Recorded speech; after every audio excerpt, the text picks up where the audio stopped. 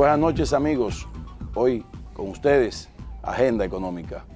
Y vamos a compartir esta noche con Enrique Marchena Calucci, de Marchena Calucci, abogado de DMK Abogados y presidente del Consejo Directivo de la Asociación de Hoteles y Turismo del Caribe. Sí, señor. ¿Lo dije bien? Sí, señor. Muy bien. Bien. Hoy vamos a hablar de Marchena Calucci de lo que él sabe mucho, aparte de lo que es su carrera, que es de turismo. De hecho, él en días pasados, en una actividad en la que él tuvo prácticamente como invitado principal, hizo una especie de tesis sobre lo que sería el desarrollo del turismo en el futuro de los próximos 20 años, 10 años, ¿no?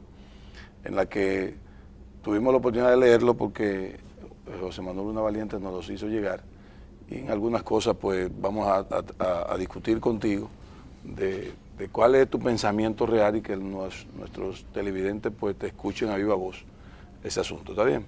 Magnífico. Gracias por venir. Bueno, gracias a ustedes por la invitación a Agenda Económica. Hacía un tiempecito que no compartía con ustedes. Y tú viniste una vez aquí a este programa. Tú grato placer. Con doña Rosana y con Luis. Sí, bienvenido, Enrique. Te hemos visto últimamente en algunas actividades, tanto en la charla de la UCE como en una charla que tuviste recientemente también en Puerto Rico. Y también hemos seguido algunos artículos tuyos. Teníamos tiempo que no te veíamos en televisión, o sea que qué bueno que estás después de tanto tiempo sin estar en televisión en Agenda Económica. Es un placer.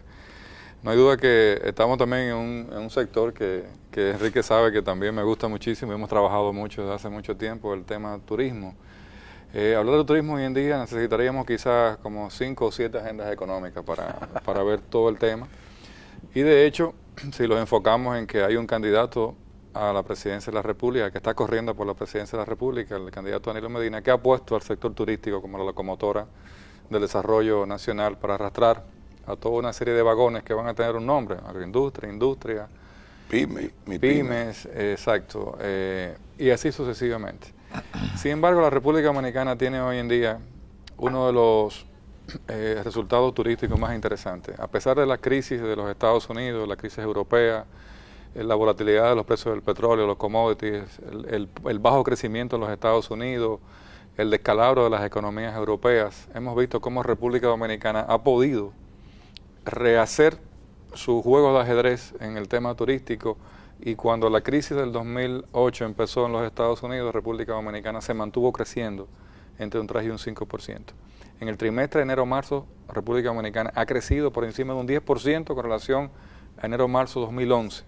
Los ingresos del sector turístico superan los 4.000 millones de dólares y hemos mantenido esa tendencia en los últimos años. Sin duda que hoy en día el sector turístico es la nave nodriza que lleva a la economía dominicana. Hemos visto también en los últimos 30 años cómo República Dominicana ha venido de 10, 15 o 1.000 habitaciones a casi 60.000 habitaciones. El desarrollo de los polos turísticos, los clásicos, Puerto Plata. Antes se hablaba solamente de Jarabacoa, después pasamos a Puerto Plata, después pasamos al este, ahora estamos en Samaná.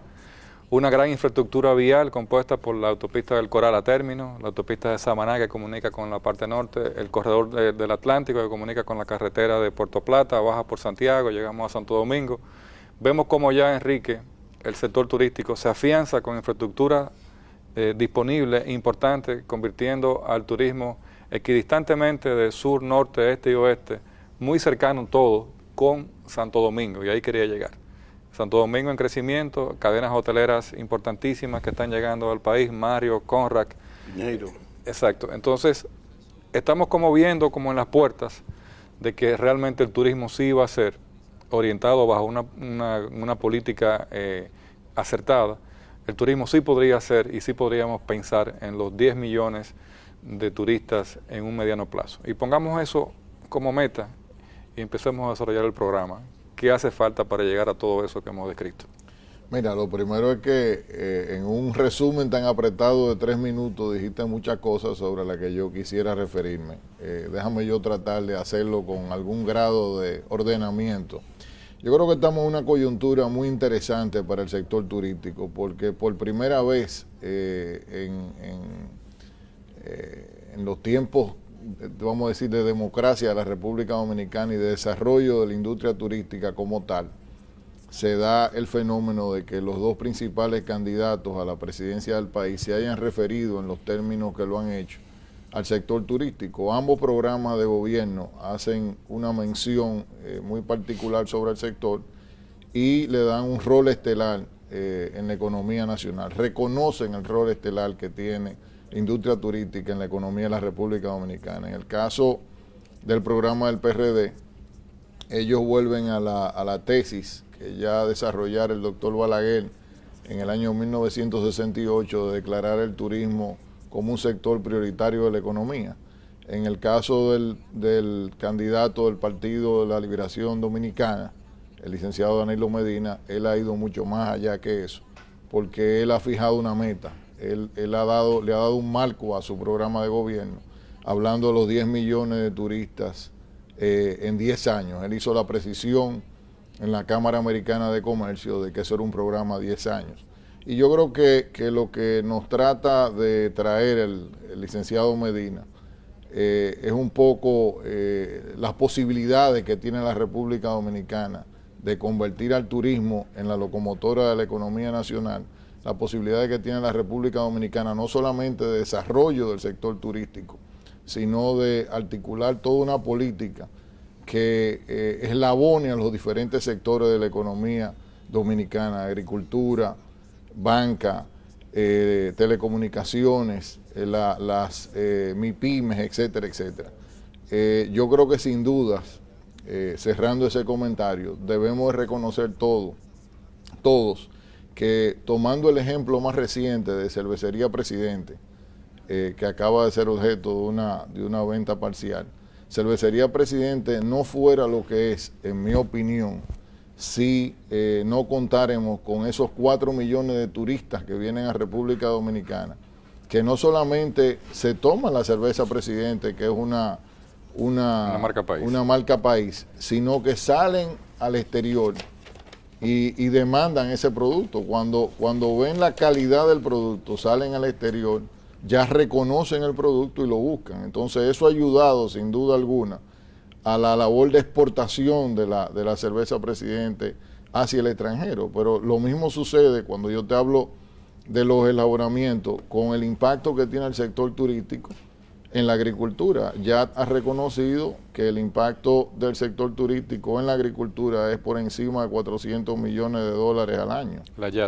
YAT, Junta Agroempresarial Dominicana. O sea, todos los servicios de abastecimiento, o sea, los pollos que se venden, los huevos que se consumen. Es una exportación interna. Eso es una exportación interna. O sea, un número astronómico. Y ese es un tema que no ha sido entendido aquí, que cada vez que llega un turista, tú lo que estás haciendo es una exportación desde el mismo país, sin tener que pagar fletes, sin tener que pagar transporte, sin tener que pagar, vamos a decir, impuestos de traslado. Y sin barreras arancelarias. Sin barreras arancelarias. Y sin subsidios internacionales que te protejan. Y aparentemente, Enrique, las medidas sanitarias se están cumpliendo en esos alimentos, porque aquí no se conocen casos muy aislados. Son casos muy aislados, incluso con mercados muy específicos. Pero para no disgregarnos, otro sector en el que la República Dominicana ha sido positivamente impactado por el turismo ha sido, por ejemplo, el sector de educación. O sea, tú te pones a pensar hace 20 o 25 años, toda esa masa que ha logrado formarse del brazo del turismo, que ha logrado aprender 1 o 2 idiomas más, que ha tenido esa exposición hacia otras culturas, que ha intercambiado.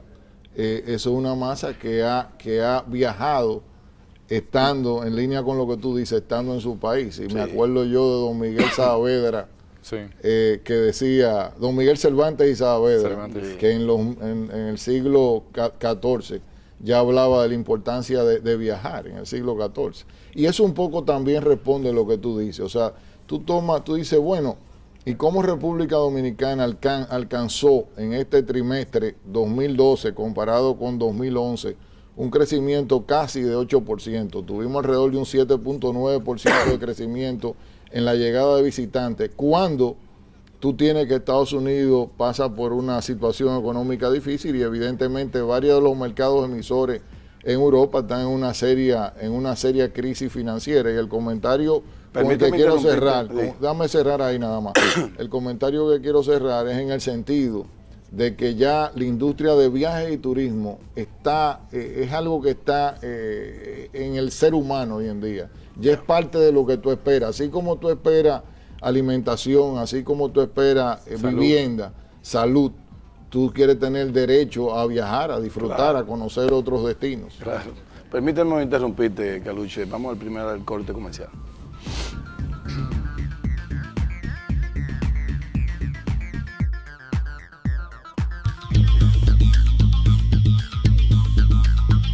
En agosto del 2004, al terminar su gestión, el gobierno de Hipólito Mejía fue evaluado por editoriales de periódicos, analistas políticos y destacados articulistas de la prensa dominicana. Bienvenido Álvarez Vega, subdirector del periódico Hoy, publicó un artículo titulado "Nadie pensó que terminaría así", en el cual afirmó: "No creo que dominicano alguno advirtiera que la administración del presidente Hipólito Mejía terminara como esta, concluyendo este gobierno".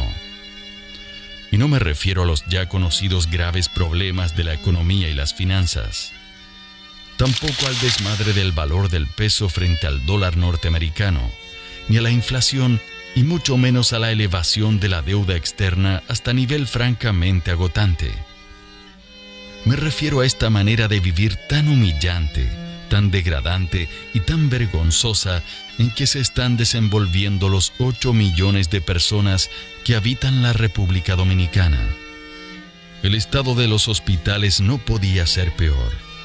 Nunca antes los centros de salud se habían visto tan huérfanos de regentes, tan precarios, tan incapacitados para responder a las necesidades mínimas de sus usuarios. La crisis eléctrica no tiene parangón.